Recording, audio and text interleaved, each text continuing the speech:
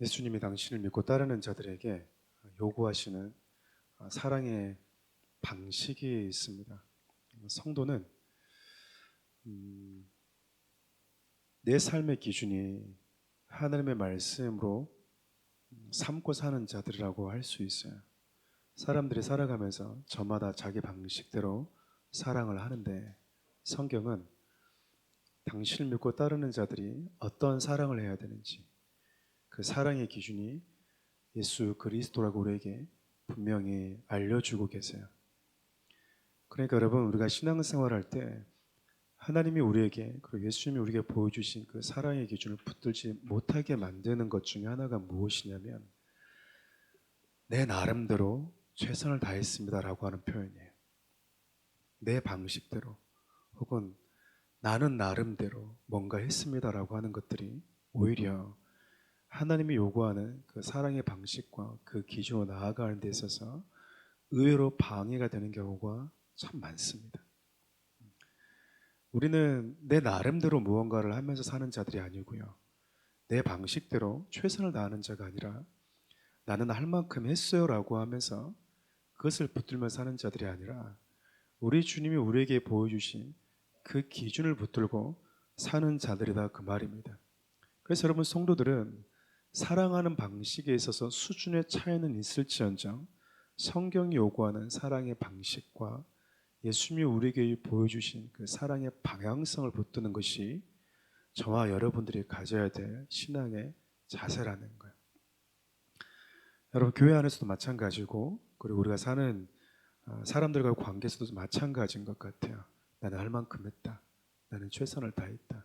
나는 내 방식대로 그리고 내가 할 수 있는 범위 내에서 했다. 그리고 낙심하고 실망하는 경우가 우리 주위에 참 많이 있어요. 그때마다 우리가 내 열심과 내 마음에 사로잡히게 되면 개인의 연민, 내 자신의 연민에 빠져서 하나님이 나에게 보여주신 그 사랑을 붙들지 못할 때가 참 많아요.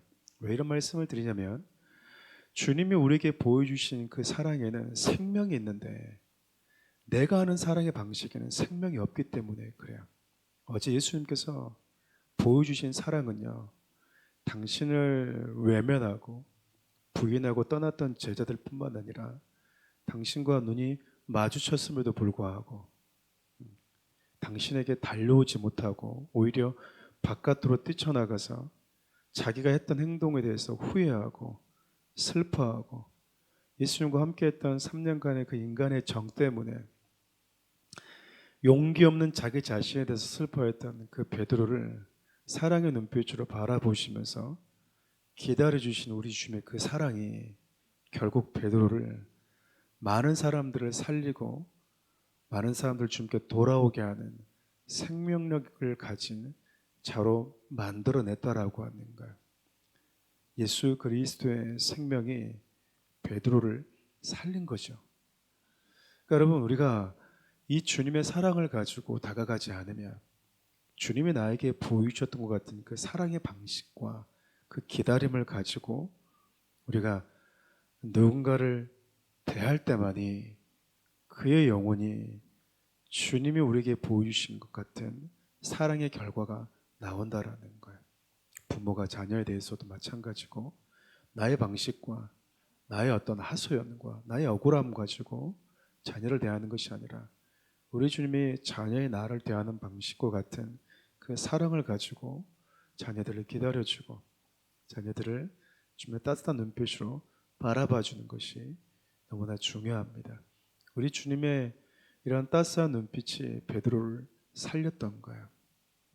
우리 주님의 그런 사랑의 눈빛이 지금은 용기가 나지 않아서 내 연민에 빠져서 예수님이 있는 곳으로 달려가지는 못했지만 그의 인생의 마지막은 그가 그렇게 두려워했던 대제사장과 공회 앞에서 담대하게 복음을 전하고 그리고 십자가 앞에서도 담담히 우리 주님이 가신 또 우리 주님이셨던 그 십자가를 거부하지 않고 순교했던 영광스러운 한 예수님의 제자의 모습으로 그의 인생이 마무리 될 수 있었어요. 거기에는 우리 주님의 기다려주시는 사랑이 있었습니다. 가끔 우리 성질 급하신 분들 있잖아요. 그러면 설 익은 열매밖에 먹지를 못합니다.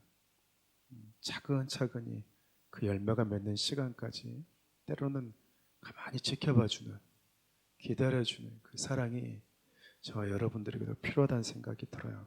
오늘 본문을 보면 여러 인물들이 등장하는데 그게 두 인물을 여러분에게 좀 소개하면서 오늘 말씀을 좀 나누고 싶습니다. 첫 번째는 어제 베드로에 이어서 가룟 유다입니다. 예수님의 12명의 제자 중에 10명의 제자는 눈에 보이지도 않게끔 그냥 예수님이 딱 잡히자마자 어디로 튀었는지 모른 채 그냥 어디로 이렇게 사라졌어요. 그렇죠? 근데 2명의 제자, 베드로와 가룟 유다. 베드로는 어디로 튄지도 모른 10명의 제자와는 달리 그래도 예수님과 거리감은 있었지만 멀찍이 예수님을 이렇게 지켜보면서 따라왔었어요. 그런데 예수님이 당하시는 일들을 보니까 도저히 옆에 갈 수는 없는 거예요. 예수님이 뭔가 이기고 있는 게임을 하면은 거기에 내가 숟가락 얹듯이 곁에 딱 옆에 있으면서 예수님 저도 예수님 믿고 따르는 제자입니다. 마치 줄다리기 할 때 있으나 마나한 사람들 있잖아요. 근데 옆에 그냥 줄 한 손 잡고 있다고 옆에 잡고 있으면서 그냥 이긴 팀에 있는 애들이 있어요. 근데 이미 대세가 기울어 버린 거예요. 예수님은 이미 그냥 힘없이 넘겨주고 잡히시고 고난 받으실 것 같은 거예요. 그러니까 그 곁에 있어주지는 못했던 거죠. 또 한 명의 제자인 가룟 유다는 어디로 간지 모르는 10명의 제자들과 달리 대제사장과 종교 지도자들과 내통하면서 예수님을 팔았고 그리고 예수님 곁에 이도 있었습니다. 오늘 가룟 유다는 베드로는 닭 울음소리가 3번 울기 전에 네가 나를 부인할 거다라고 했다는 그 말이 생각이 날 것이다. 그리고 두려움에 예수님을 모른다고 부인했는데 닭 울음소리가 딱 들리니까 그제서야 예수 말씀이 생각이 난 거예요. 그의 회개는 또 온전한 회개도 아니었습니다. 근데 여러분 가룟 유다 베드로만 생각이 났을까? 저는 가룟 유다도 생각이 났을 거라고 생각이 들어요. 왜냐하면 최후의 반찬 때 12제자들 가운데 가장 예수님이 많은 지면을 할애하면서 말씀하셨던 대상 그 제자가 바로 가룟 유다였기 때문이에요. 그래요. 베드로에게는 네가 닭 울기 전에 3번 나를 부인하리라. 근데 가룟 유다는 예수님이 너무 괴로우셔서 정말 많은 지면을 할애하셔서 말씀하셨어요. 예수님이 갑자기 막 괴로우신 거죠. 그러면서 이렇게 말씀하시죠. 너희 중에 한 사람이 나를 팔 것이다. 여러분 12명 중에서요. 너희 중에 나를 팔 것이다고 얘기하면 팔지 않을 자들은 긴장하지 않지만 팔 거라고 계획한 사람은 자기 마음이 들킨 것 때문에 두렵고 초조한 거야. 여러분 가룟 유다가 얼마나 놀랐겠습니까? 예수님을 팔려고 마음 먹고 있었는데 예수님이 그 얘기를 딱 하니까 얼마나 놀랐겠어요. 그러니까 여러분 제자들이 저는 아니죠. 저는 아니죠. 도둑이 제발저린다고 가룟 유다 예수님께 얘기한 거예요. 예수님 저는 아니죠. 그때 예수님이 가룟 유다에게 네가 말했어. 그 얘기는 너야. 나는 아니죠. 그러니까 아니 네가 맞아 라고 얘기하셨다고요.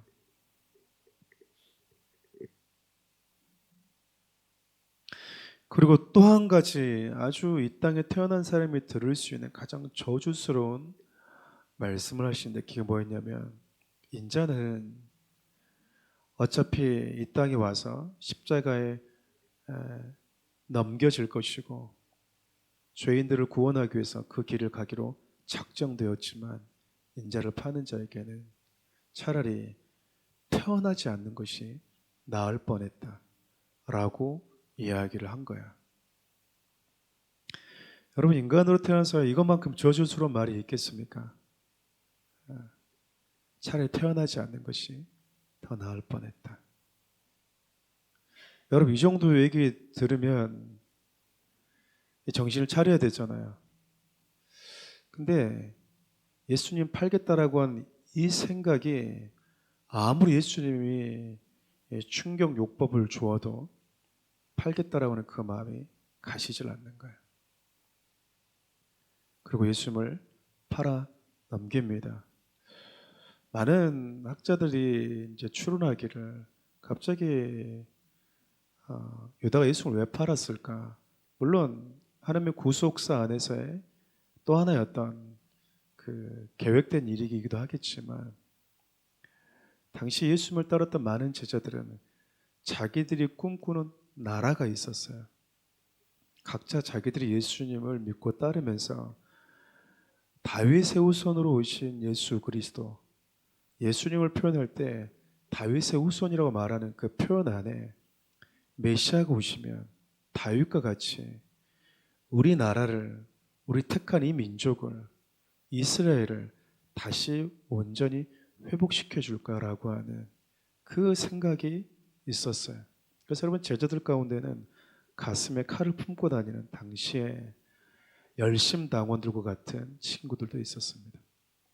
다양한 정치색, 또 다양한 국가론을 가지고 있는, 또 다양한 민족주의자들이 예수님의 제자들 가운데 있었던 거예요.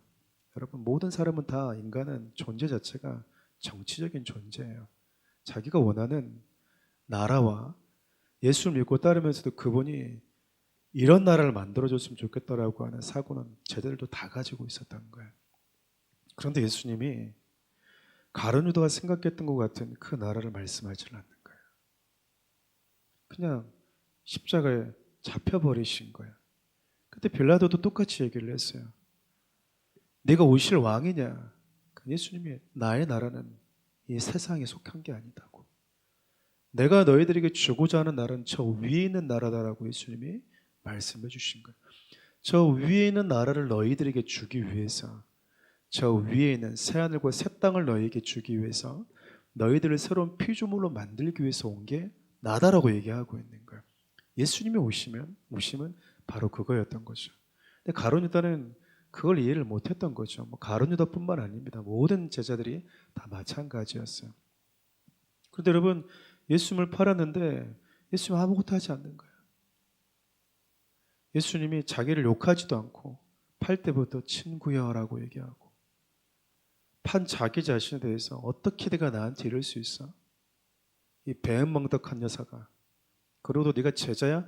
라고 자기를 비난하지도 않고 팔았는데, 그러면 지금까지 보여줬던 수많은 기적과 물 위를 걸으셨던, 나사로를 이렇게 세웠던 그 기적의 예수님, 그분이 뭔가를 보여줄 것 같은데 아무것도 안 보이는 거예요. 묶이면 묶인 사슬도 풀 거라고 생각했는데, 그러잖아요. 코너에 내몰리면 그것은 아주 극적인 반전을 위한 무언가라고 생각했는데 아무것도 일어나지 않는 거예요. 그리고 다시 대제사장에 가서 가룟 유다가 나 죄 없는 분을 팔았다고 자기에 대해서, 한 일에 대해서 후회하기 시작합니다. 그런데 종교 지도자들이 뭐라고 얘기하죠? 그건 내 알 바 아니야. 다시 풀어달라는 거예요, 예수님을.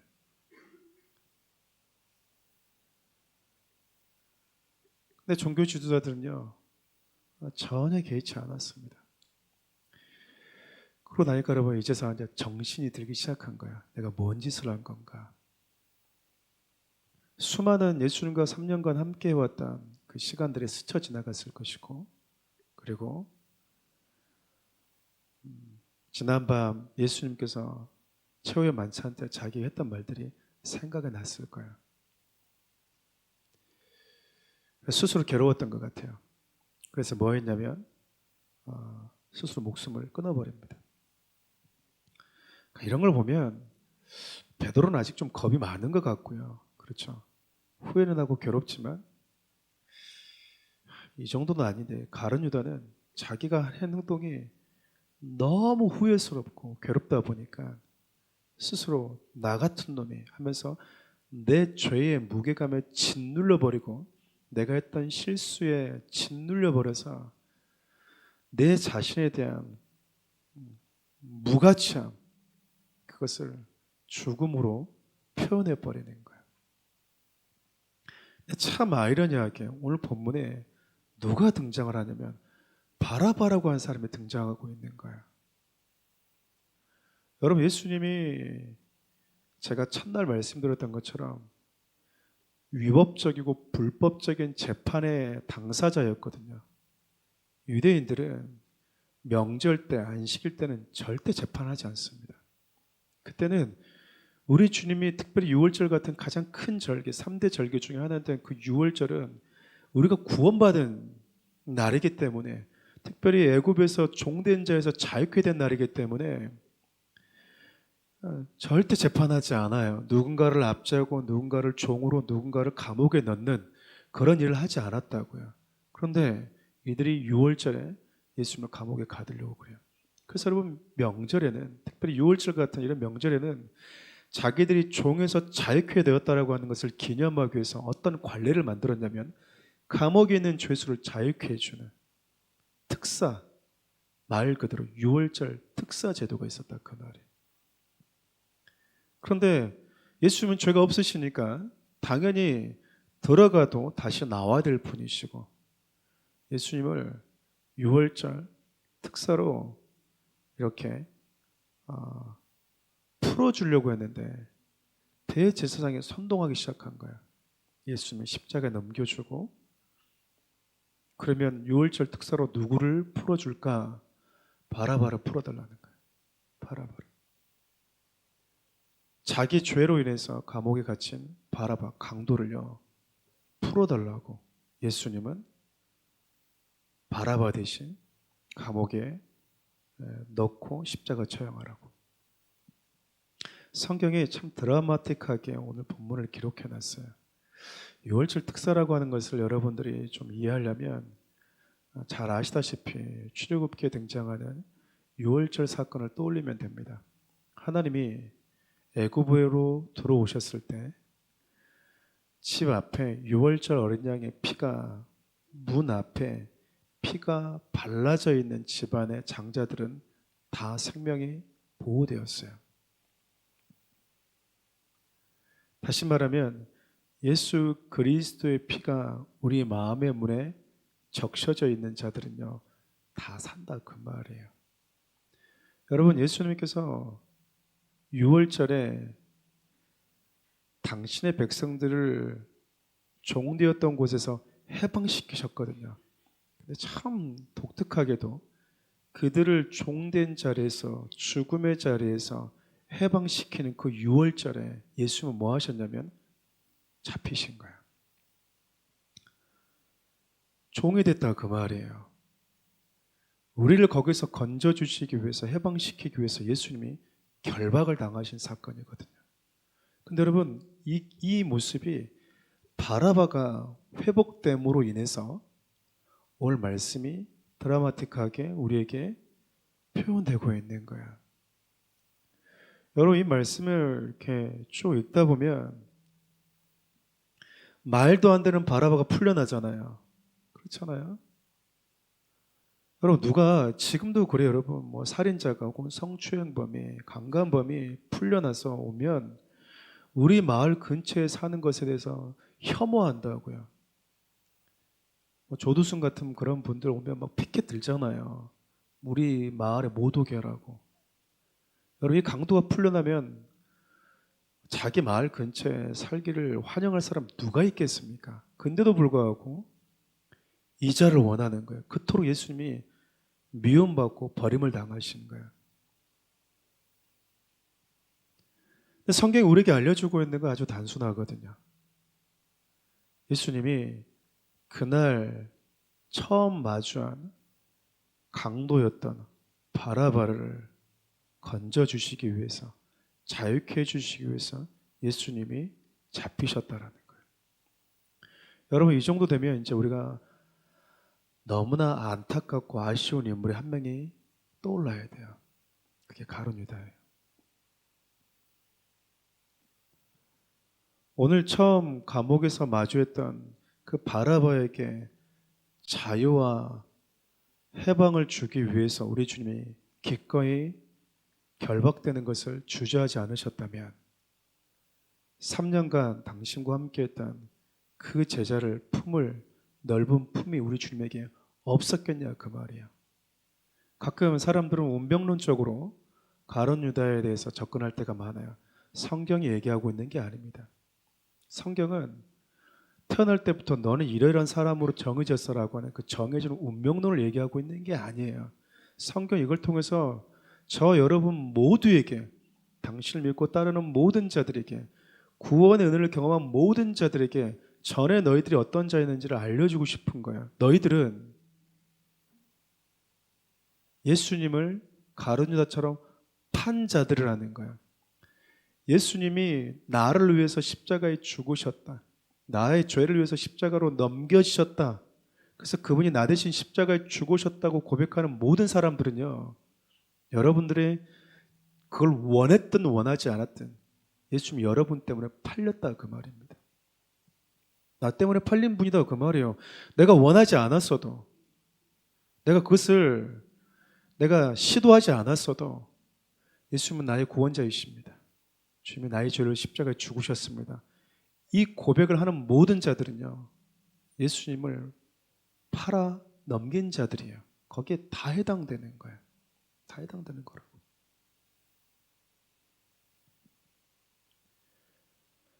여러분, 하나님이 우리에게 그 어떤 표현을 쓰시냐면 가룟 유다가 했던 똑같은 표현을 쓰세요. 차라리 태어나지 않는 게 더 나았어. 여러분, 가룟 유다가 아니고요, 저 여러분들에 대한 표현이에요.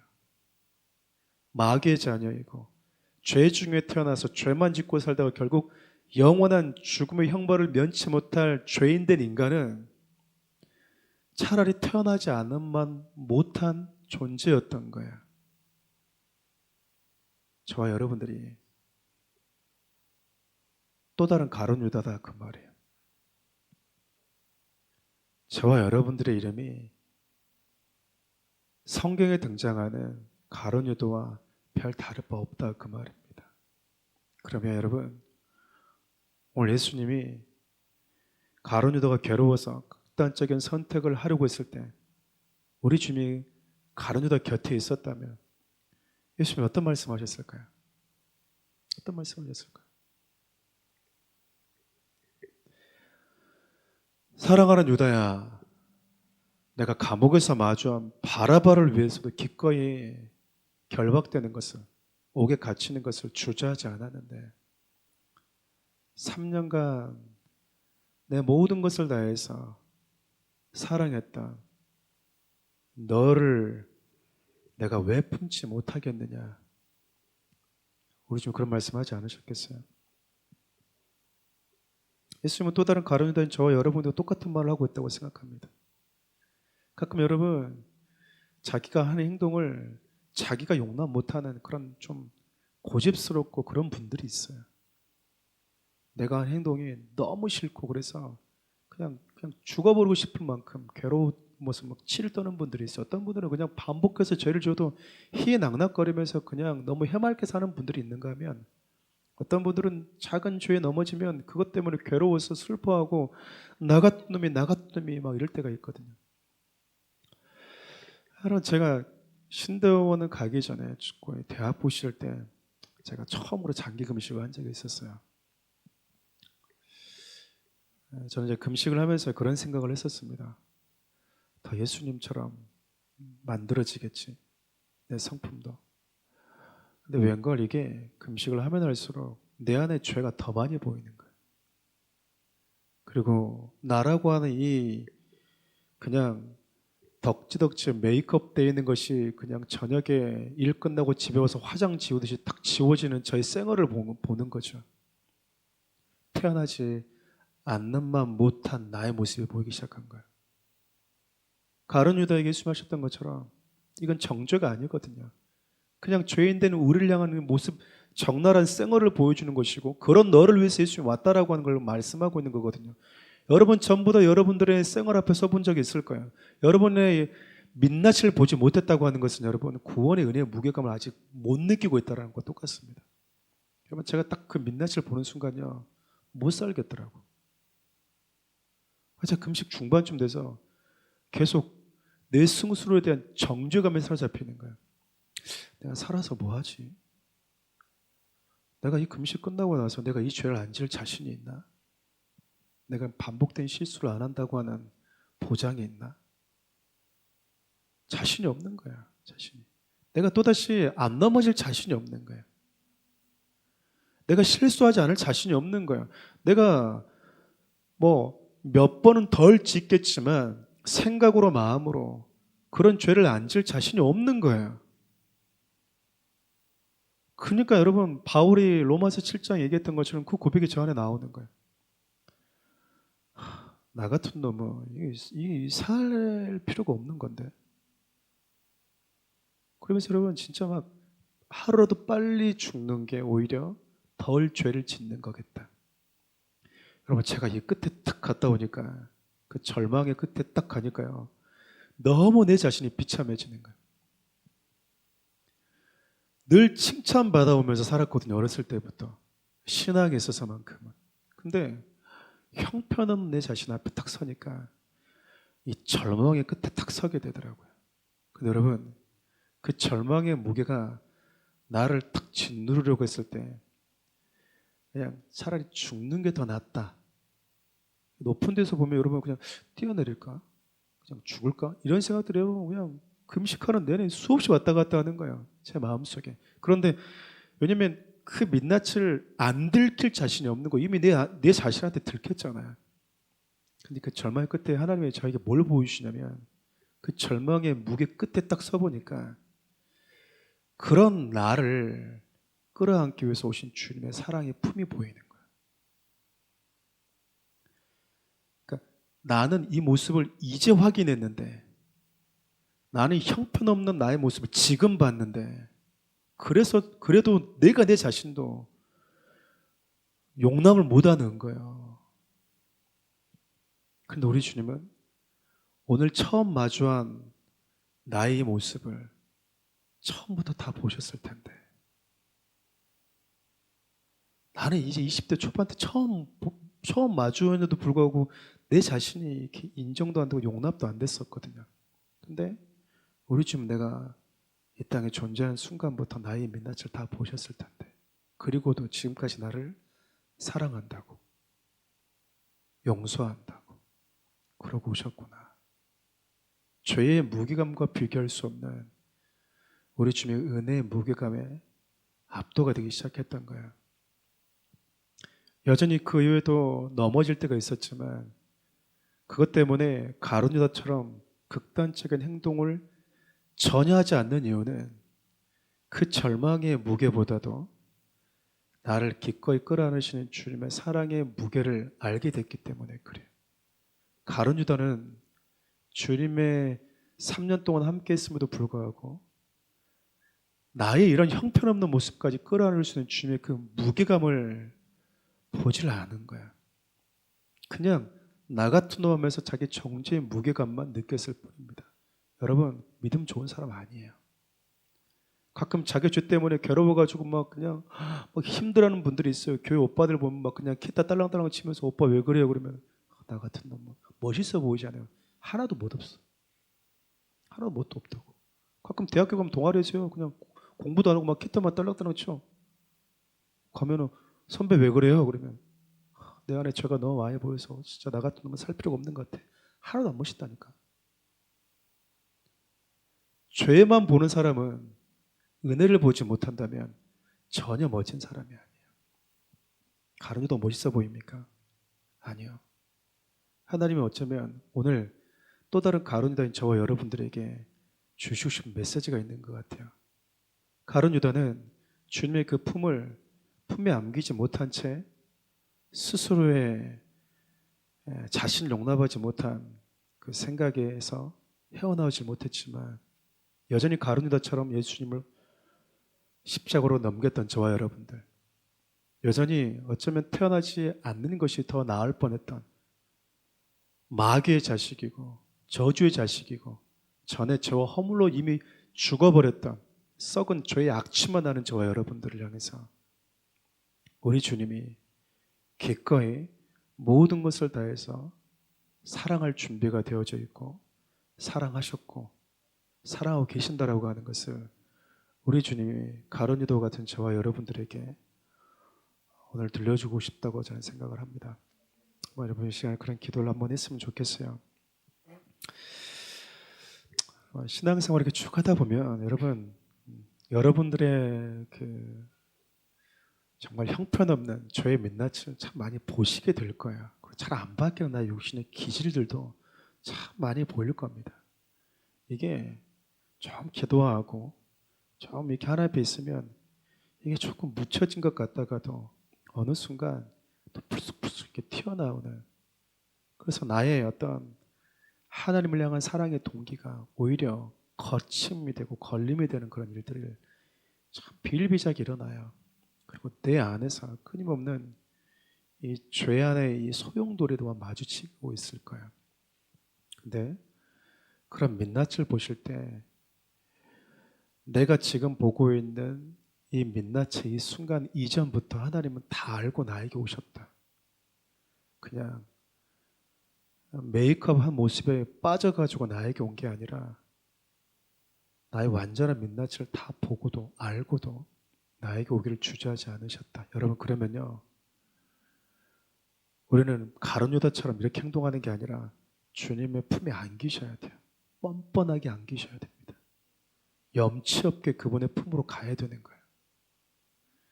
그래서 여러분, 앞으로 여러분 인생 가운데 살아갈 날이 남아있다라고 하는 건 어떤 의미에서 넘어지고 우리 주님의 마음을 아프게 하고 실수할 일들이 많이 남아있다라고 하는 의미이기도 해요. 여러분, 그때마다 내가 지은 죄에 빠져 있지 말고 그걸 너무 묵상하지 말고요, 진짜 뻔뻔한데도 불구하고 우리 주님의 품으로 달려오셔야 돼요. 뻔뻔히 달려오셔야 돼요. 거기밖에 없어요. 우리 주님이요, 여러분들 넉넉히 품을 수 있는 품, 넓은 품을 가지고 계신 아버지이십니다. 오늘 기도할 때 그런 마음으로 기도했으면 좋겠어요. 주님, 나를 위해서 모든 것 다 주신 분이셔서 저도 우리 주님을 위해서 마음 아프게 하지 않고 참 기쁨만 드리고 우리 주님의 늘 환한 미소만 드릴 수 있는 삶으로 살고 싶지만 제가 참 그러지 못할 때가 참 많습니다. 그때마다 내가 넘어지고 또 실수할 때마다 오늘 가룟 유다처럼 이렇게 실수하지 않고 우리 주님의 넓은 품으로 달려가겠습니다. 염치 없어도 뻔뻔해 보여도 어쩔 수 없습니다.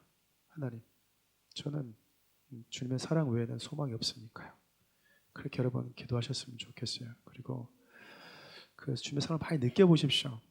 오늘 막 어떤 강구도 중요하겠지만 날 향한 주님의 그 사랑을 좀 충분히 여러분들이 좀 이렇게 체감하면서 기도하고 돌아가셨으면 좋겠습니다. 우리 주랑 한번